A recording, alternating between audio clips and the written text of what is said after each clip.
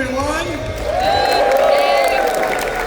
Welcome to the Svengoolie panel here at Comic-Con. Comic-Con, or as we like to call it, Soylent Green without the crackers. My name is Dana Gould, and I'm going to be moderating this little event. Thank you all for coming. Thanks for getting up. Hope you all parked. Hope you all are staying hydrated.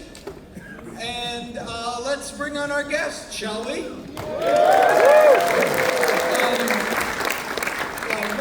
One quick housekeeping note before we get going.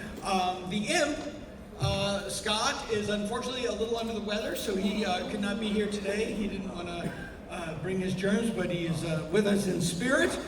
And we did get a ransom note, but I don't want to move on it too quick. I want to see how this plays out. But we do have some other people. You know them. Please welcome, first of all, the man that runs the man that keeps the trains running on time, Jim Roach, the executive producer.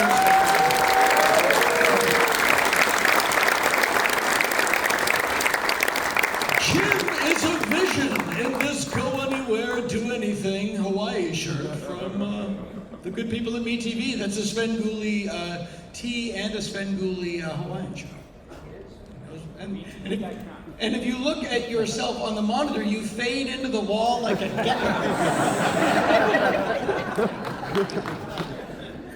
Please welcome from the House of Svengoolie Nostalgia, Ferratu, ladies and gentlemen.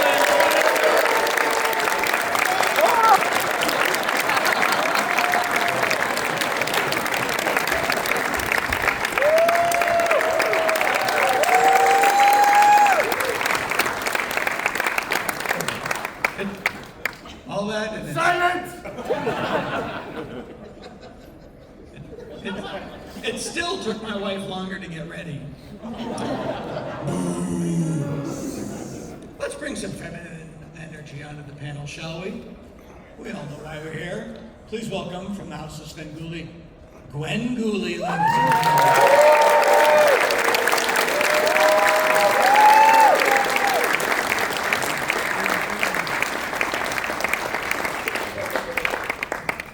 You look like a photo negative of Dolly Parton.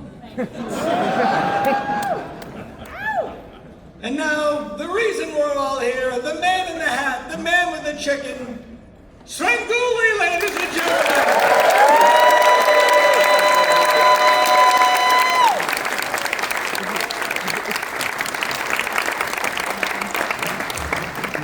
How are you, sir?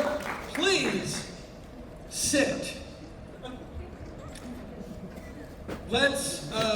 Let's get this show going with a question for you, Bachelor number one, Sven.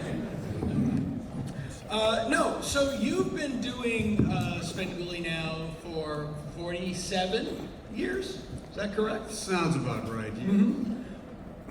Do you ever, I wanted to ask you what you think the appeal of the show is, but I think first I would ask you, do you ever stop to think about what the appeal of the show is? Never. You just keep, I have no idea. No, I don't know. I just think that, of course the movies are the basis of it. Right. But then the fact that we are kind of like the hamburger helper of the movie and provide a little extra entertainment information, I think people like seeing that. And especially people from younger generations who grew up with the kind of TV where there were hosted kids shows and movie shows like this. It's a nice nostalgia feel for them. And I just think, hopefully they like the stuff that we're doing. And that's what keeps them coming back. And I also think that it's one of the few shows on that feels like a local show. And you don't have that really anymore with the advent of streaming and all of the different systems. That sort of SCTV local show, the local guy who comes on, it feels very organic and it's comforting. And I mean, MeTV in general is sure. Comfort. It's comfort TV. Yeah. But the thing is, we haven't changed how we do the show. We do it the same way we've always been doing it. And you know, once we went national, we didn't change too many things other than maybe taking out some of the more Chicago-centric jokes that we used to do. Right. But Jokes about thinner pizza. that and the mayors and things. Sure. Yeah. But the mayors have their own jokes, so we didn't have to worry about it. These political views are not shared by everyone here on the panel. It seems like, you know, we've always been doing the same way, you know, it's the same presentation, the same feel to it. And the only thing I think we've carried over that mainly might have been in Chicago at first was, pardon me for saying this, Berwyn. Right. Thanks for picking up the cue, I appreciate it. And the good thing is there are several Berwyns all around the country. Sure. So it's always great when somebody goes, yeah, you're talking about ours here in Philadelphia or wherever, and it's like, yeah, that's right, sure. But that's actually the beauty of it, and that is the beauty of a national local show, is that when you get beyond the local specifics, it is all the same town. Yeah. You know, it is all the same thing. Last question before I move down the panel, I've always wanted to know this. Is there like a top hat store where like you and Tom Petty and Slash just Yes, it's Top Hats Are Us. top hats are And you can only get them online.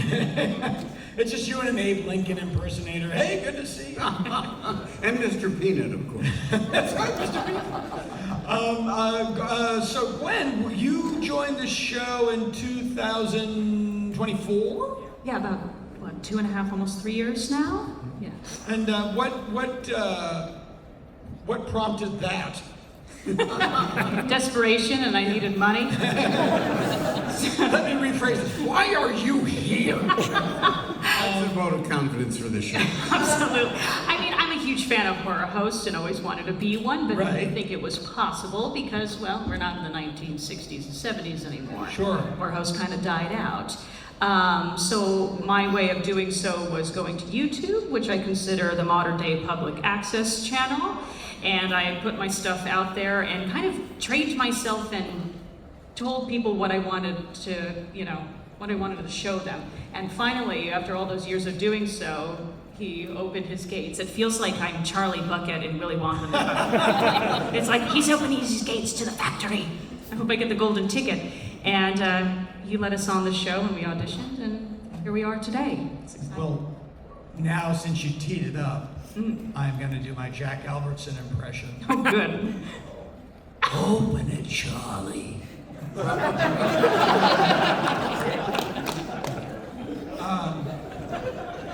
what I yeah, please.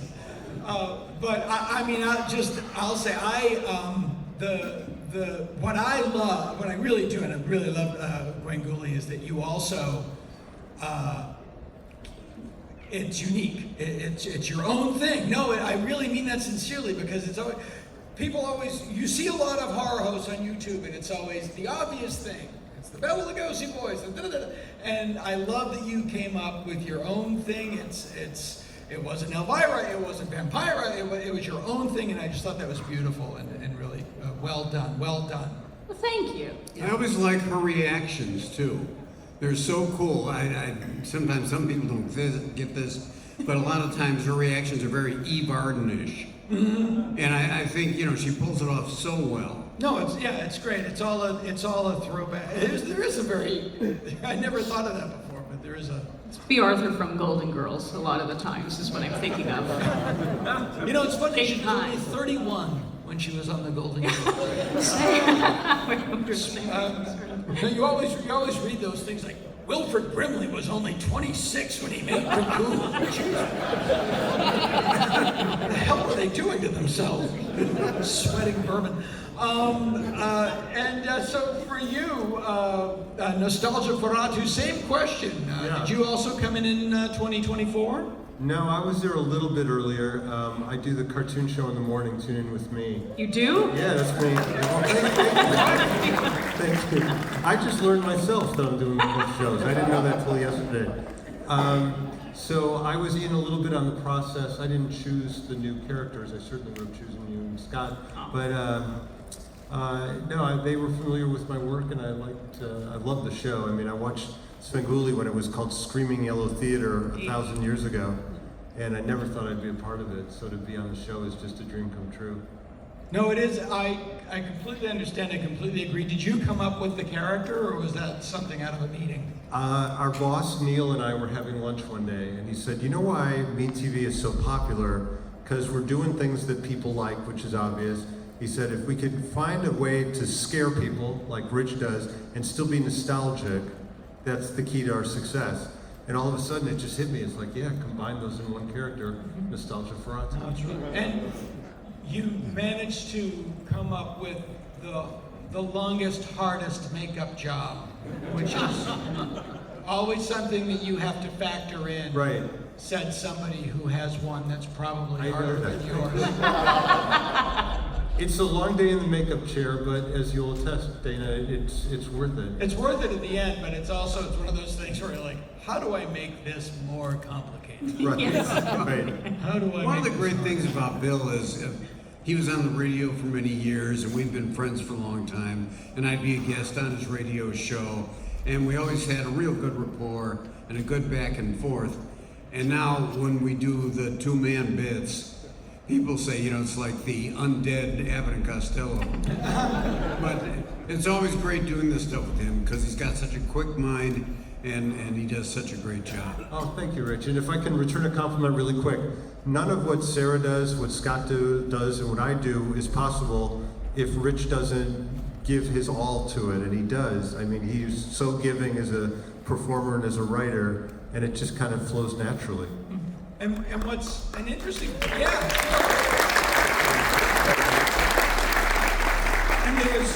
there's a difference between being a comedian and a performer and a broadcaster. And Sure. a comedian and a performer was on TV. And if you notice, the reason, for example, the reason Johnny Carson wears better on television over the long term, as opposed to like Robin Williams or Jim Carrey, is because you have to behave as if you're in someone's living room with them at 11 o'clock at night. Sure. And you can do your stuff, but you have to, and I say this as somebody that learned it the hard way and the long way, there's a difference between performing live and performing in front of a camera and people looking at it. And I thought you guys are so effortlessly great at it. And we will say for Scott the same thing. He's really so skilled and adept. He clearly, obviously, has a theater. And he's not my nephew.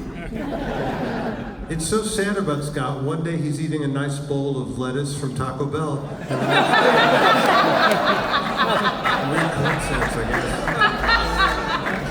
I asked him how he was doing, and he just sent me a GIF of a chocolate waterfall from the Willy Wonka movie. It's going to be a running joke.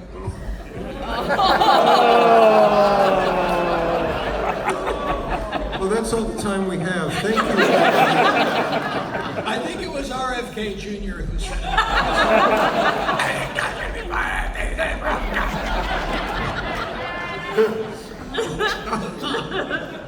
Next question. It's always nice when the guy that's in charge of health sounds like a dying chainsaw. I don't think there's a problem at all. It's gonna be fine. I think he used to work for Mr. and Mrs. Hart.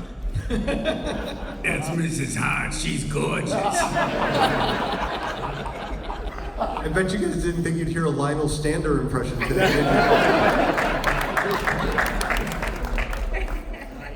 Right now I'm stepping on jokes in my head. No, don't say it. No, don't say it. Let's move on. Here's a great question. We'll start with Jim and work down towards me. Jim, you're a monster kid. You don't come by this job haphazardly. Do you recall the first horror film that scared you as a child? I do.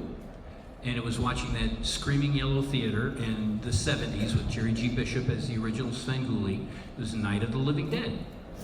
Really? And they showed that on TV back in I guess this would be the 70s? That is correct. And it wasn't as good as TV is now, but it was good back then. What scared me at first, Dana? Yeah. It wasn't a movie. This will sound crazy, but I swear to you, it's true.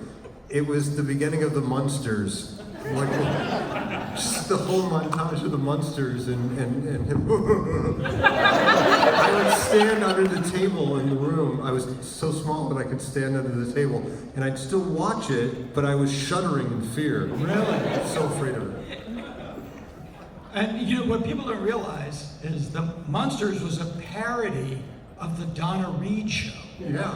And the opening of the Donna Reed show was the family coming downstairs and Donna Reed giving them their lunch so they could go off to the day. And then the Munsters, and I had no idea. Yeah. And then I was like flipping the channels 100 years later and I saw the Donna Reed show. I was like, they're ripping off the Munsters. Sarah? Ooh, I would say it had to have been Nightmare on Elm Street, Freddy Krueger, and it's the worst thing to see as a kid because, you know, you have nightmares. Sure, yeah. One thing you don't do in order to avoid Freddy Krueger is you don't fall asleep. You can't fall asleep, so I didn't sleep for weeks because of him, so. Did you see that? Was it a VHS or? No, it was like on HBO. Oh, sure, yeah. And I'm sure my dad was watching it and fell asleep on the couch, and here I come waltzing in. Sure. You know, and my mom gets mad at him. What are you watching? She's watching this now. That's back when HBO movies started with the flyby over the model town. Da, da, da, da, da, da, da, da. The only music I remember is jingles. By Menon. Rich? Well, Who's Rich? Sven? the one that scared me the most that I saw when I was very, very small ties into something coming up later on. And it wasn't necessarily considered by some people a horror movie. Oh, I see. So let's revisit that in a bit. Yeah. But I remember it scared the living hell out of me as a small child. It was The Wizard of Oz. And it wasn't the flying monkeys, who cares? Monkeys, they fly, that's fine. It was the witch. And I think it was her voice that really just got to me. And it was so frightening, I could not actually sit and watch it. It was like, you know, putting your head behind the couch. And for a long time, I still was afraid of her. If I were to meet her today, I'd be frightened. It was very, as you know, I'm sure, that the actress that played the witch in The Wizard of Oz was Margaret Hamilton. Margaret Hamilton. I was going to say Ruth Gordon as Rosemary's Baby. She went on Mr. Rogers. Yes. And they kind of went through this whole thing about why kids are afraid of things in a movie, and she seemed like a lovely person. Yeah. Oddly, the movie that scared me was Love Story, but it's because I'm afraid of intimacy.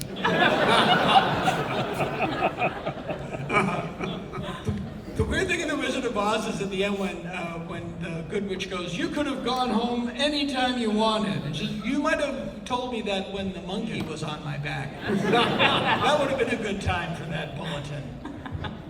There's so much songs on the show. Do anyone here? I know that Scott Imp has. Does anybody have real musical training?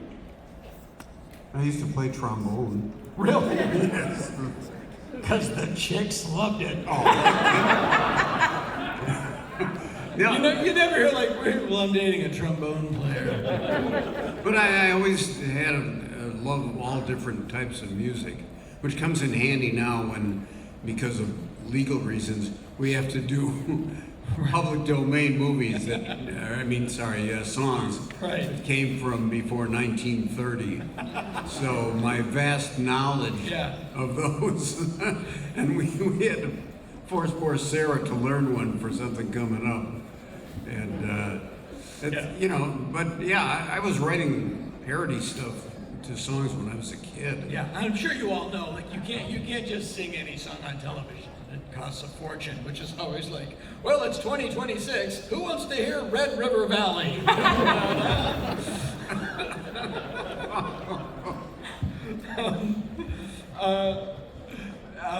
So, Sarah, what is your background? Did you come from theater or? Yeah, I was a theater kid, a thespian in high school, And you're a California native? I am California native. Where'd you yeah. grow up? You don't have to be specific. West Covina, kind of area. West Covina area, Wayne's World. That's where they shot a lot of Wayne's World, if I was wondering. But yeah, no, I had a little bit of singing training for sure. Right, sure. Nothing crazy. But this guy, however, Yeah. has the best voice out of I've been everybody. asked to not sing on any more episodes. It's true. He goes, stop putting me in the musicals. Scott and Sarah have this gift of song, and there's a lot of Broadway tunes floating around the studio when we're shooting, and I cannot keep up. You know, you guys are so good at it, and I'm so bad at it. But and I that's don't what want makes to it ruin their good, work. though. I hope so. I like when you're bad at it. Thank you. Off tune and all. I'm gonna pitch you a bit, and if you ever see this on the show, this is our secret. But nostalgia should have a beautifully and obviously looped Jim Neighbors-like operatic voice. But like literally, right? But get a real guy to do it, and then while you're singing, cough, take some water. Let it be obvious that it's looped. That's very funny. That's something. You started with the original Svengoolie. Was he the first horror host you were exposed to? Actually, no. And this, I didn't mean to put it that way. the deposition will be next week. No, actually, when I was probably, I want to say about 4 years old, I didn't get to see this all the time, but we'd be visiting relatives, and there was one of the first horror-hosted shows when the first Universal movies came out. Chiller package, was that what it was? Yeah, Shock, yes. Shock Theater, yeah. And My brain. Marvin was the guy's name. He was like a sort of beatnik type. Where was this? This was in Chicago. In Chicago, Marvin. And Interesting. that was the very first one, but I only saw maybe 2 or 3 of his shows. Yeah. And then the next one to come up was the original Svengoolie, Jerry G. Bishop, who I've been a fan of, because again, he was a radio guy, did morning radio. I loved what stuff he did.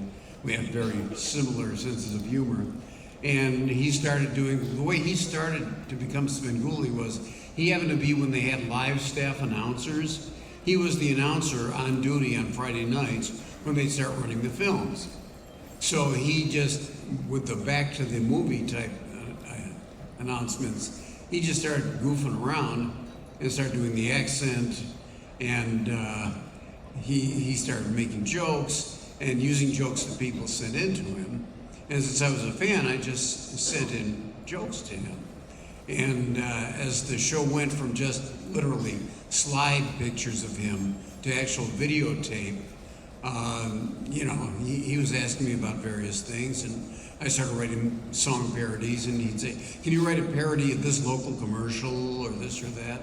And yeah, so I ended up, you know, kind of under his wing learning this stuff. Right. And you're just a teenager at this point, or like? I was actually probably about 20. Uh-huh. And that was my IQ. And from there, yeah, we worked together on that. We worked together on radio, and eventually he left town for San Diego, and he did a show called Sun Up San Diego, if anybody knows that. And I was back in Chicago, and he said, well, what do you want to do? You know, what are you going to do now? I said, well, I thought I'd pitch somebody on maybe a TV show, being an idiot who really didn't realize how hard that would be. Yeah. But I'd like to eat a boat. and he said, I tell you what, we had talked about doing this just as a summer thing. He didn't want to be Svengoolie anymore. He said, you could be son of Svengoolie, which, you know, what a, you know, great thing that he trusted me that much. And I went out and I, you know, shopped it around to various stations. One station I called, I talked to the program director, who laughed at me and hung up on me. Wonder where he is now. And eventually at WFLD, they said, well, yeah, let's do this. Except they said, You know, we've been thinking of doing something like this. So let's have a bake-off where anybody can come in and audition. And I said, I just brought you scripts today. Yeah, yeah. How about this? This is going to be great, you know. But to make a long story... Did they do that? They did. They brought in other people to do different things. And eventually, somehow, it came down to me. And talk about the longevity, because 47 years, right, Rich? Yeah. 47 years. That's like Grey's Anatomy. That's a long time. There is a mentality in, I guess it's not show business, I think it's just human nature. Where you go and you say like, I want to do this thing. You're in charge of this thing. And I have an idea for this thing, and it's this, it's me. And what that person thinks is, but I want to decide. So could it be anything but that? And it's you just have to not take it personally and understand that it's human nature, because it's maddening. You can fill a warehouse with stories about like telegrams from Paramount. Al Pacino will be in The Godfather over our dead body. Like Bradford, Robert Redford. Like, it's always the same thing. It's utterly maddening. So you grew up in? Did you grow up in Chicago? I did, in the southwest suburbs. So is he the first horror movie host that you were? Well, in Chicago, we had, every weekend, there was Screaming Yellow Theater with Svengoolie on Friday nights and a show called Creature Feature on Saturday. Their movies were far superior to the ones that they were showing on Friday. And it does come down to the movie sometimes. But there was no personality, it was just the movie. Right. And then Friday would come along and you had a guy on TV watching the movie along with you and making you laugh in between the scary scenes. That was a natural, couldn't miss that for the world. Yeah, well, it's funny because TV shows like Location, Joel Hodgson, who you probably know from Mystery Science Theater, always said that, you know, Cheers is a great example. When people turn on the television, they want to go to a place. Yeah. They want to be in a location and know the people there. And that's what's brilliant about Svengoolie is everybody knows where they're going, everybody is familiar with the people there, and you are literally watching this thing together, and there's a feeling of community. Creature from the Black Lagoon, which is probably one of your more popular films. Definitely. Right. I have that on DVD. I probably have 3 different DVDs of it. But I never put them in. But if you're watching it, that's when I watch it. Well, that's nice. Actually, the great makeup guy, Rick Baker, I got in touch with him and we became friends. And he once said to me, you know, I own every movie you show, but the reason I'm watching the show is for what you do. And, Right. What a great compliment. That's just amazing to me. Yeah. No, it's true. There's just a feeling of, yeah. There's a feeling of community. Where did you grow up, Jim? I grew up in the Chicago area. Okay, so is it the same thing? Was Jerry G. Bishop the first horror host that you had? Definitely. And one of the things that was so engaging, and I know this is going to sound weird, he had rubber chickens that were thrown at him. As a kid, oh, I better duck. I mean chicken. But that was just, it was subversive. Why would anybody throw rubber chickens at a person just for telling a bad joke? Well, here I am in 2026, and I think I've learned how, or why, or whatever. But it was phenomenal. But it was something different, and there was somebody there to guide you through. If you happen to be watching a real scary movie, you had somebody to make you laugh in the middle of that too. And there's a lot to be said about that. We've all had a discussion about the movie Abbott and Costello Meet Frankenstein, and I said to Rich, isn't it great? It's so good. I said to Rich, why do I care so much about this movie? What is it about this movie? And Rich said, you know Abbott and Costello and you love them, and you don't want to see them hurt. And I go, that's it exactly. And that's actually such an underrated movie too. Like, people will say, well, horror and comedy don't mix. Horror and comedy mix really well. Right. When done correctly. Yeah. And it's not always done correctly. But Abbott and Costello Meet Frankenstein is a brilliant example where in that situation, the monsters don't know that they're in a comedy. And Abbott and Costello basically are funny because they're behaving normally. Yeah. You wouldn't think of this, but the same algorithm is an American Werewolf in London. Yeah. Because, which is a brilliant movie, you guys just showed it. Yes. David Naughton and Griffin Dunn behave normally. They don't behave the way people in a horror movie behave. Right. And just the fact that they don't act like they're in a horror movie makes it funny. Mm-hmm. And the monsters don't know that they're in one, and that's what makes it work. And then you get Young Frankenstein, which is my favorite. Yeah, it's a comedy with horror movie characters in it, but it's a different soup. Sure. What is your all-time favorite horror movie? You. No. I've learned from the best that you can't answer that. There's too many. What is your all-time favorite at the moment? Well, because you just mentioned it, American Werewolf in London. Yeah. I mean, that is a brilliant movie, and it's really, really good. But I also like The Invisible Ray, which isn't about a guy named Ray. It's about Right. So it's kind of, that's the nice thing about the shows that we do is we take movies from all different categories of horror, comedy, science fiction. It's everything from Forbidden Planet to American Werewolf in London. So there's a lot to choose from, and I think the variety is what keeps it interesting. Right.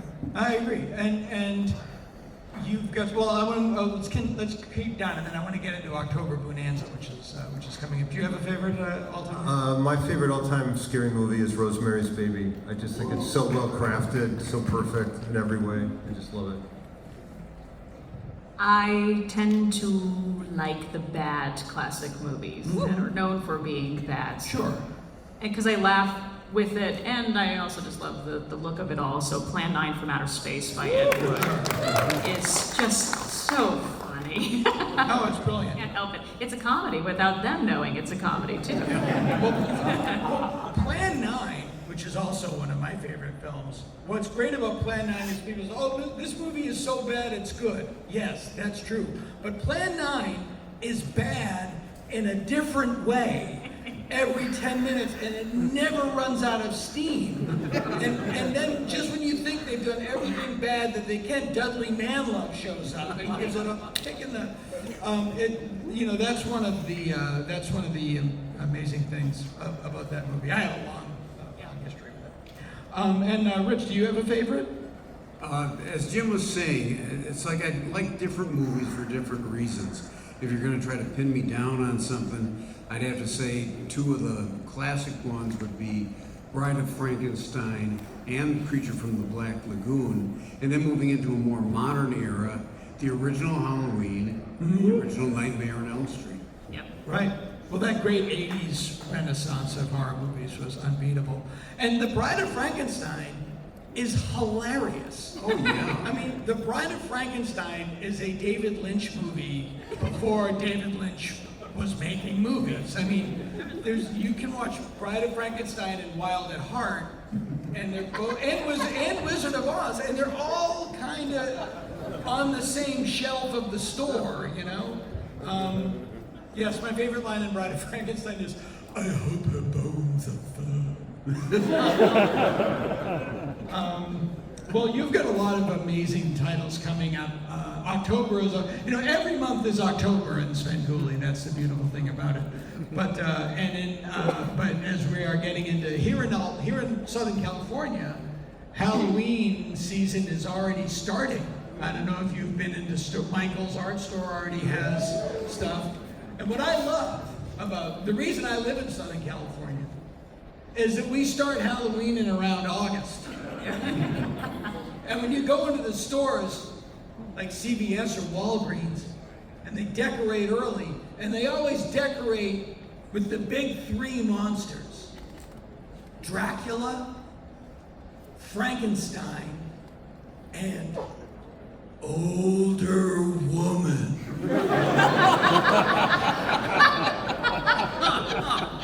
The big three things that strike terror into the hearts. Human brain will not handle the shocking facts of what time and gravity do to the female figure. The big three: Frankenstein, Dracula, and Nana. Aisle 4 at Walgreens.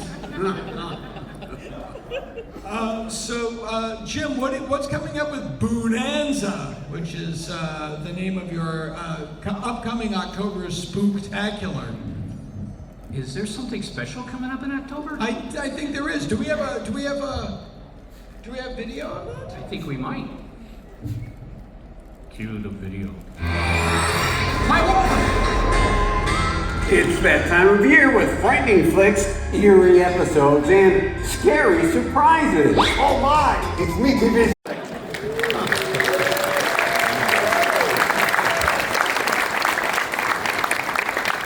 See, when the jokes are good, it's great. No, you guys have great jokes. That's a compliment. So go over all those titles again. You have got the Wizard of Oz coming up. Need to remember those after just seeing them? Didn't you program it? No. Well, there's the Wizard. Well, let's hit a couple of them. Tell me if I saw these correctly. The Wizard of Oz. Well, it's the game show with Alex Trebek, The Wizard of Oz. That's right. Oh, wait, no. The Wizard of Oz, of course. One of the greatest movies of all time. That's right. I think you guys are going to elaborate that on that in a little bit. Yeah, actually, people were saying, how did you end up with the Wizard of Oz? Because usually it's been relegated to a couple cable outfits for a long time. And the genius behind MeTV, Neil Saban, was going over... Neil over there. There'll be a little something extra in my paycheck for mentioning. No, we should Neil Saban is the guy that has made MTV what it is. Yeah.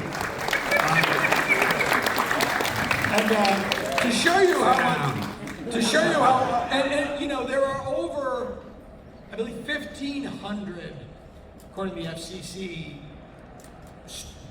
networks, whether it's a streaming service or a television network or a cable channel that is now all streaming, and MeTV is #1 in the odds of Raymond Burr being on screen when you hit it.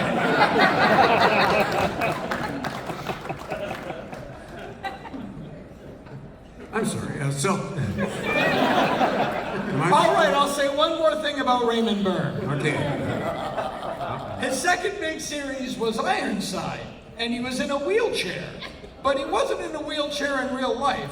So my guess is they were like, Raymond, Perry Mason went well. Would you like to do another series? And he just went, can I just sit? So yeah, you get how did Neil get the Wizard of Oz, which is no small accomplishment. You're looking at a distributor's list of movies, and the movie was on there, and he thought, no, this can't be possible. So he actually spoke to them, and they said, well, you know, for the right price, maybe you could get it. And the fact is that it has not run on broadcast over-the-air TV in, what, 2 or 3 decades? And so Neil thought, what a great thing it would be to get it. And he managed to nail it down for the month of October, and he has it running, hosted by Lisa Welchel, and also by us. Oh, that's wonderful. It's like a combo platter. So, you know, and it's great. It's so cool. And the fact that it will be on broadcast TV, that somebody with an antenna, yes, people still have those, will be able to see it. And it's a pretty monumental thing. It's a real feat that he pulled off. And now, you would know this for sure of anybody. Wizard of Oz, Gone with the Wind, 2 of the greatest films of all time, both made in the same year. Did they not have the same director? Yes. Yeah, Victor Fleming. Sure. Wow. Yeah, just an Have a round of amazing, applause for Victor Fleming. amazing feat. And you also have the original Invasion of the Body Snatchers. Have you never? Oh, I should say also, in honor of Judy Garland, that will be sponsored by Pfizer. Now, Invasion of the Body Snatchers is coming up. Yeah, I said it.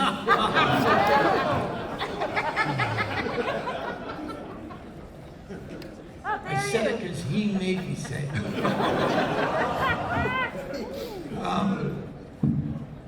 Dana, we also have Monster Go Home. You have Monster Go. That's Invasion. Have you never done Invasion of the Pfizer? Have you never had Invasion of the Body Snatchers before? No, never. This will be the first time. Wow. And also, I can speak with authority because they've got the titles right down in front of me. The House of Svengoolie is going to have Berserk, Revenge of the Creature, and we will have Don't Be Afraid of the Dark with amazing TV movies. So those are the rundown of the Bonanza. Are you scared? Boo. And so and those are the titles that will be on House of Svengoolie, which would be sort of like a double feature. We'll do double features as we have done for the past few years with the squad. Here's an interesting thing. If you show The Creature from the Black Lagoon, and you show Revenge of the Creature, and you put those two movies together, it's the plot of King Kong. That's not a joke. No, that's true. Absolutely. Except he doesn't die at the end. It's Spoiler alert. in the regular area that he's in. They find him in the jungle. And then brought to the big city. They find him in the jungle, they bring him to the city, he falls in love with a woman, he goes, it's the same exact story. Sven, are you writing this down? Now here's a question I have. In the original King, have you ever shown King Kong? No, we have not so far. Neil? Crossing my fingers on that someday. In the original King Kong, they put King Kong on Broadway, and the curtains open up, and there's Kong, the eighth wonder of the world. And then they take flash photography and it freaks him out and he breaks loose. If he didn't break loose, what was the show? It was like a home shopping network. No, you get these beautiful chains. You opened with the closer. It's like there's a 50-foot gorilla, and now Edgar Morgan and Charlie McCarthy. No.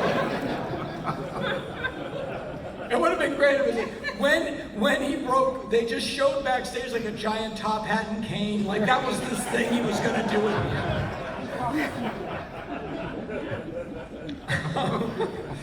So yeah, those are, and Don't Be Afraid of the Dark. Talk a little bit about Don't Be Afraid of the Dark. Those are the classic horror titles, which I can't believe, again, it's like, I can't believe you never had that on.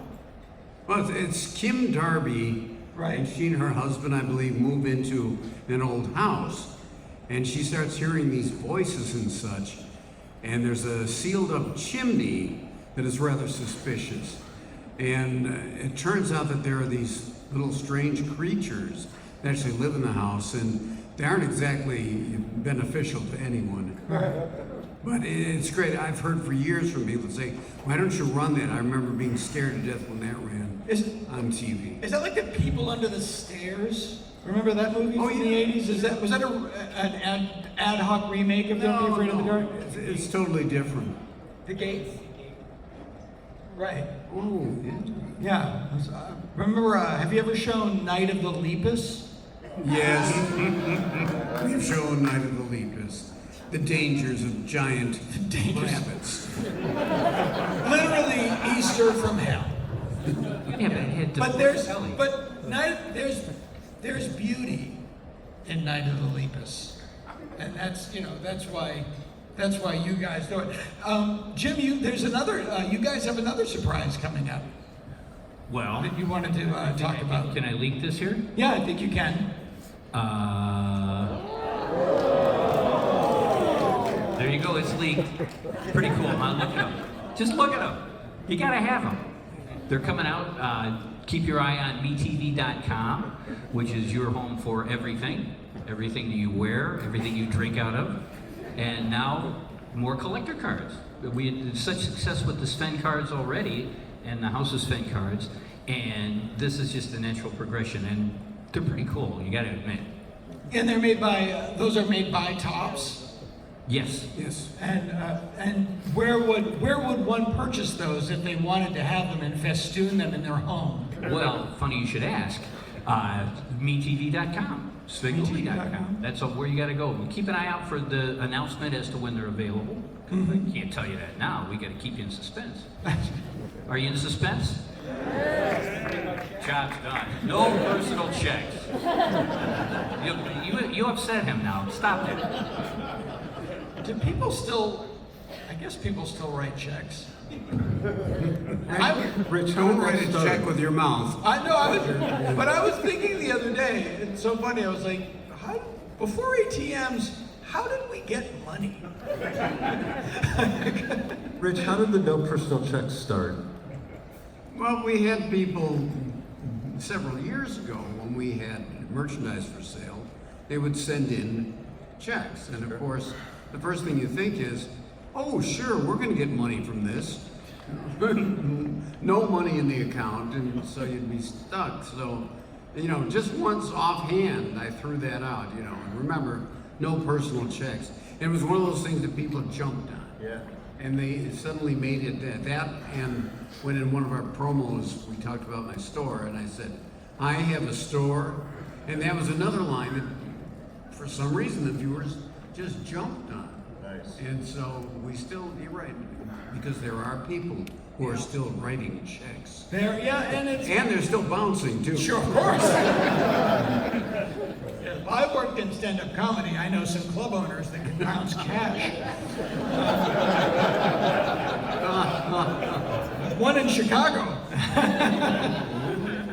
Len Ostrovich? Anybody?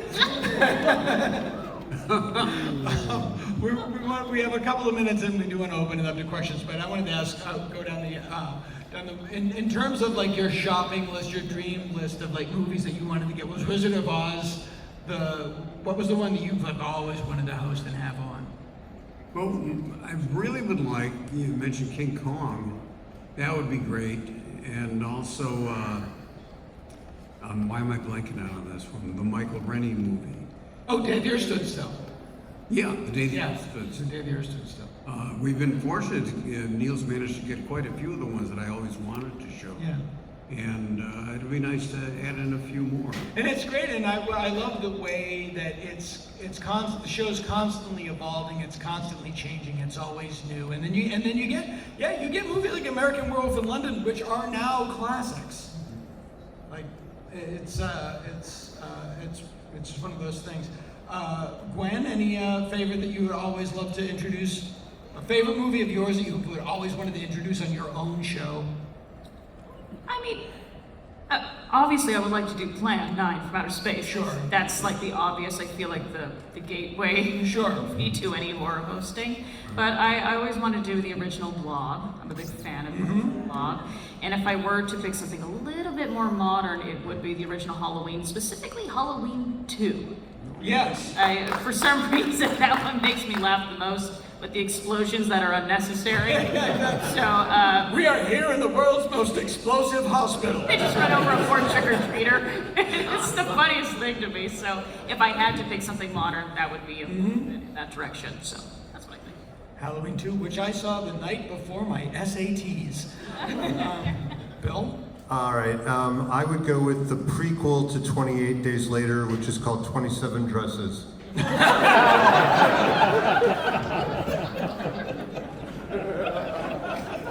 Again, there's a whole subgenre of films that end with people running to a wedding. And James? You mentioned King Kong. That is a wonderful movie. That also scared me as a kid. That was something that stuck with me, and I think King Kong would be fun to do. Yeah, and it is like The Wizard of Oz, and like so many of Forbidden Planet is another one.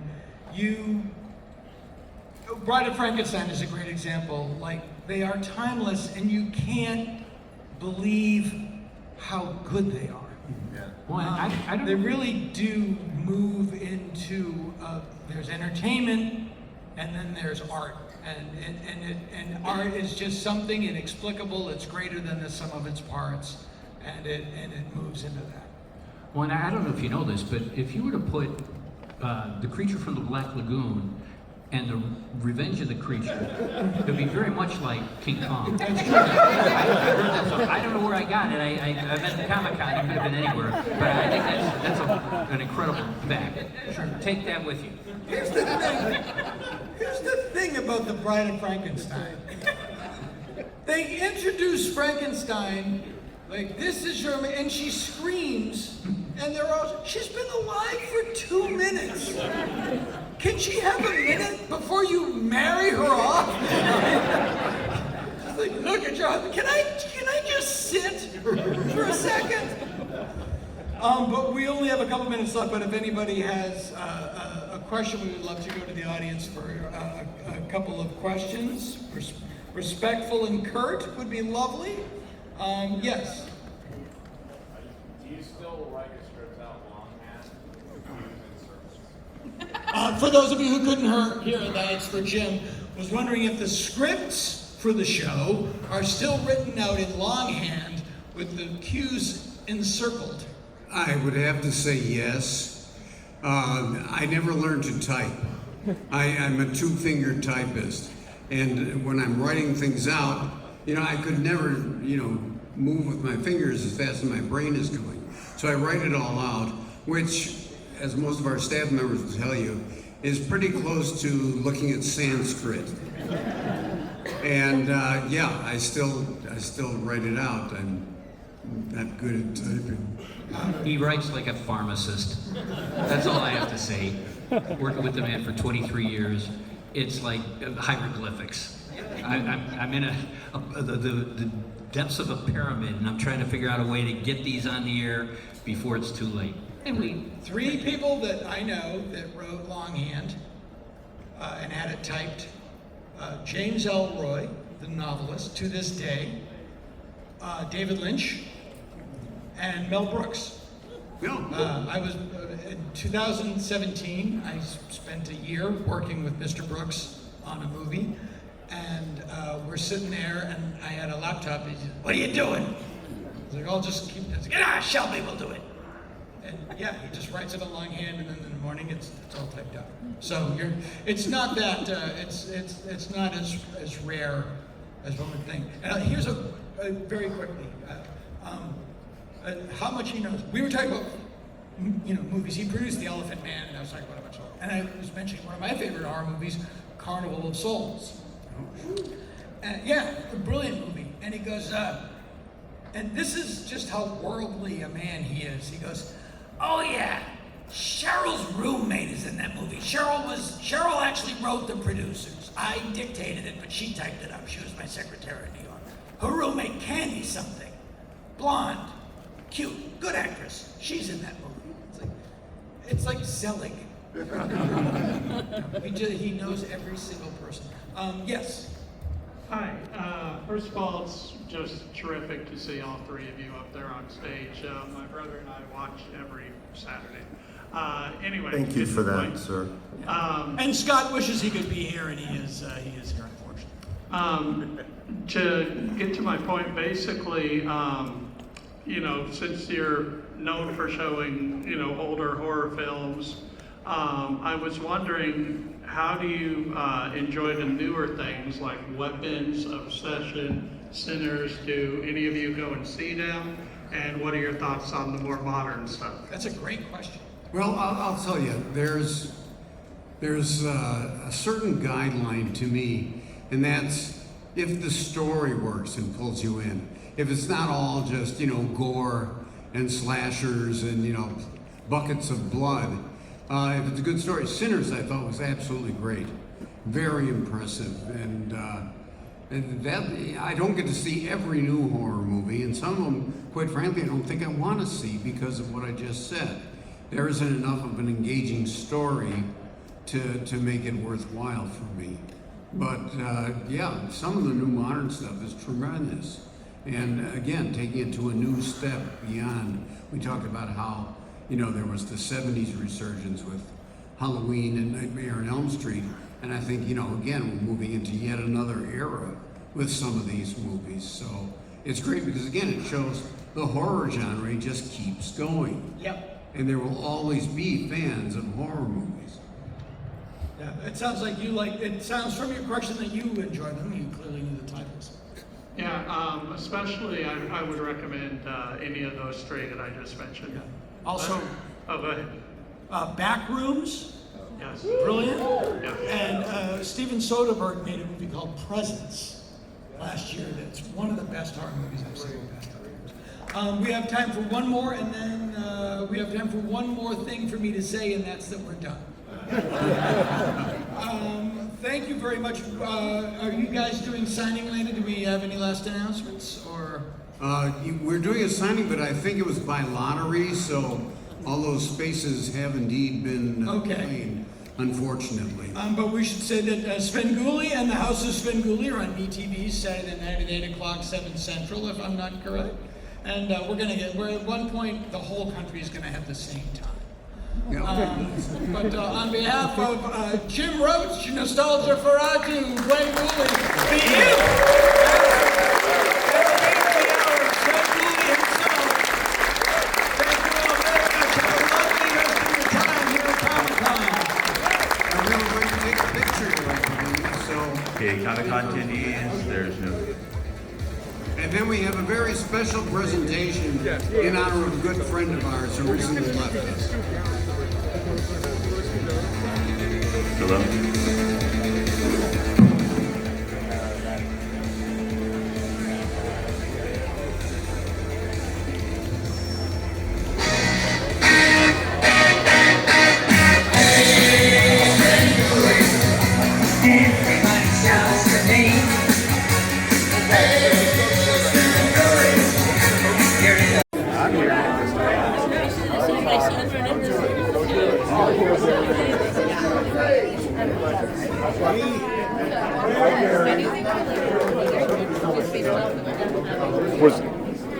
Where's Gwen? Where's Gwengoolie? I don't know.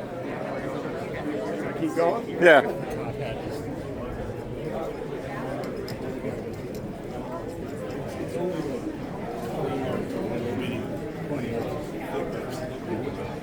There she is. It's like an entourage.